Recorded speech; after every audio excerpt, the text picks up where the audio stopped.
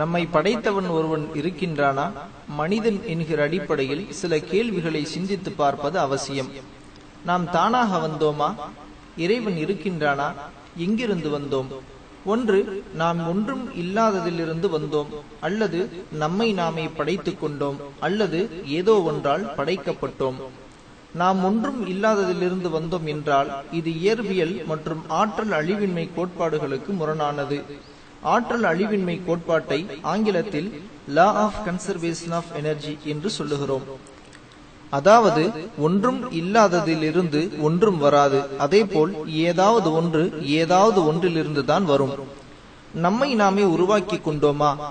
இது எப்படிப்பட்டதென்றால், நான் இருக்கின்றேன் என்றும் நான் இருக்கவில்லை என்றும் ஒரே நேரத்தில் சொல்லுவது போல.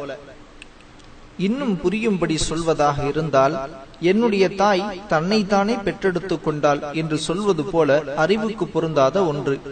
உங்களுக்கு தெரியுமா, இந்த உலகத்தின் வயது 13 பில்லியன் வருடங்கள். மனிதனுடைய ஒரே ஒரு புரதம் தானாக உருவாக 634 மில்லியன் பில்லியன் வருடங்கள் தேவைப்படும்.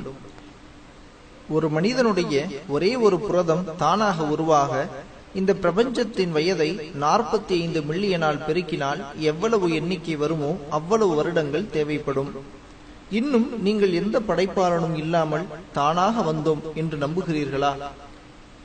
உங்களுக்கு தெரியுமா, ஒரு மனிதன் 18.5% கார்பனும், 3.3% நைட்ரஜனும், 9.5% ஹைட்ரஜனும், 65% ஆக்சிஜனும் தன்னகத்தை உள்ளவனாக படைக்கப்பட்டுள்ளான். ஒரு சராசரி மனிதனுடைய உடம்பில் 15 காலன்கள் தண்ணீரும், 26 பவுண்டு மரக்கரியும், 3 பவுண்டு காற்றும் உள்ளன. இவை அனைத்தையும் ஒரு பையில் போட்டு குலுக்கினால் ஒரு மனிதனை உருவாக்க எத்தனை வருடங்கள் நமக்கு தேவைப்படும்? இது சாத்தியமும் இல்லை. இன்னும் நீங்கள் எந்த படைப்பாளனும் இல்லாமல் தானாக வந்தோம் என்று நம்புகிறீர்களா? இருக்கக்கூடிய எல்லா நவீன தொழில்நுட்பங்களையும் பயன்படுத்தி மனிதனுக்கு நிகரான நேர்த்தியான ஒரு ரோபோட்டை உருவாக்க நம்மால் முடியாது. இருக்கக்கூடிய எல்லா நவீன தொழில்நுட்பங்களையும் பயன்படுத்தி 576 பிக்சல் திறன் கொண்ட மனித கண்களுக்கு நிகரான ஒரு கேமராவை நம்மால் உருவாக்க முடியாது. இன்னும் நீங்கள் எந்த படைப்பாளனும் இல்லாமல் தானாக வந்தோம் என்று நம்புகிறீர்களா? நாளொன்றுக்கு 7200 லிட்டர் ரத்தத்தை எந்தவித சிரமமும் இல்லாமல் சுழற்சி செய்யும் மனித இதயத்திற்கு நிகரான ஒரு இயந்திர இதயத்தை நம்மால் உருவாக்க முடியாது. இன்னும் நீங்கள் எந்த படைப்பாளனும் இல்லாமல் தானாகத்தான் வந்தோம் என்று நம்புகிறீர்களா? நாளொன்றுக்கு 180 லிட்டர் ரத்தத்தை சுத்திகரிக்கும் 24 மணி நேரமும் இயங்கிக் கொண்டிருக்கும் சிறுநீரகத்திற்கு நிகரான ஒரு இயந்திர சிறுநீரகத்தை நம்மால் உருவாக்க முடியாது. இன்னும் நீங்கள் எந்த படைப்பாளனும் இல்லாமல் தானாக வந்தோம் என்று நம்புகிறீர்களா? அல்லது நாம் யாரோ ஒரு சர்வ வல்லமை படைத்த இறைவனால் படைக்கப்பட்டுள்ளோம் என்று எண்ணுகிறீர்களா? நம்மை படைத்த இறைவன் தன்னுடைய திருமுறையில் ஒருமுறை இப்படி சொல்லி காட்டுகின்றான். பிஸ்மில்லாஹிர் ரஹ்மானிர் ரஹீம்.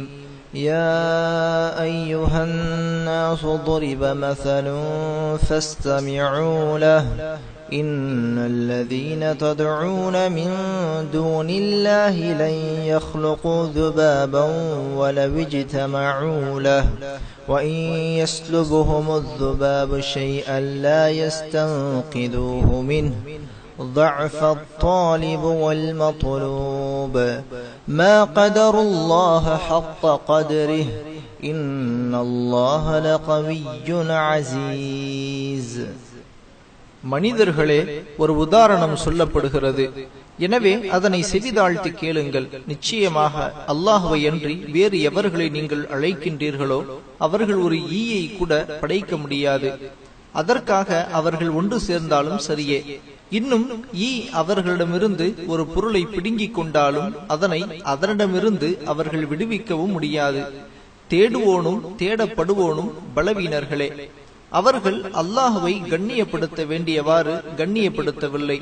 நிச்சயமாக அல்லாஹ் வல்லமை மிக்கவன், யாவற்றையும் மிகைத்தவன். அத்தியாயம் 22 வசனங்கள் 73 மற்றும் 74. இன்னும் ஒரு இடத்தில் இப்படி சொல்லி காட்டுகின்றான். بسم الله الرحمن الرحيم الذي خلق 7 سماوات طباقا ما ترى في خلق الرحمن من تفاوت فارجع البصر هل ترى من فتور ثم ارجع البصر كرتين ينقلب إليك البصر خاسئا وهو حسير. அவனே 7 வானங்களையும் அடுக்கடுக்காக படைத்தவன். மனிதனே, அந்த ரஹ்மானுடைய படைப்பில் நீ யாதொரு ஒழுங்கீனத்தையும் காண மாட்டாய். மற்றொரு முறை அதனை கவனித்துப் பார். அதில் யாதொரு பிளவை நீ காண்கின்றாயா? பின்னும் இருமுறை பார். இவ்வாறு நீ எத்தனை முறை துருவி துருவி பார்த்த போதிலும் யாதொரு குறையும் காண முடியாது. உன்னுடைய பார்வைதான் அழுத்து கேவலமுற்று உன்னிடம் திரும்பிவிடும். அத்தியாயம் 67 வசனங்கள் 3 மற்றும் 4. நம்மை படைத்தவன் சர்வ வல்லமையும் படைத்தவன். நம்மை படைத்தவன் முற்றிலும் அறிந்தவன். நம்மை படைத்தவன் அவனுடைய படைப்புகளுக்கு ஒப்பானவன் அல்ல. அல்லாஹ் அவன்தான் ஆதம், நூஹ், ஆபிரகாம், மோசஸ், ஜீசஸ், மேலும் ஏனைய நபிமார்கள் மற்றும் இறுதி தூதராம் முஹம்மத் ஆகியோர் அனைவர்களின் இறைவனாவான். அல்லாஹுவின் சாந்தி இவர்கள் அனைவரின் மீதும் உண்டாவதாக. உங்களுக்கு ஒருவர் $1 மில்லியன் கொடுத்தால் வாழ்க்கை முழுவதும் அவருக்கு நன்றி கடன் பட்டிருப்பீர்கள்.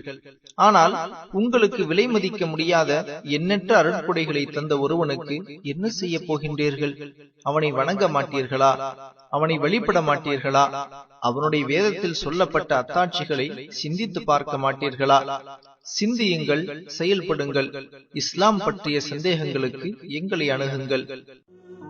قل للكون وقل للخلق وللأزمان كم تهنأ فؤادك يملأه القرآن قل لهموم الناس وأسئلة الحيران كم فيك سرورا وسلام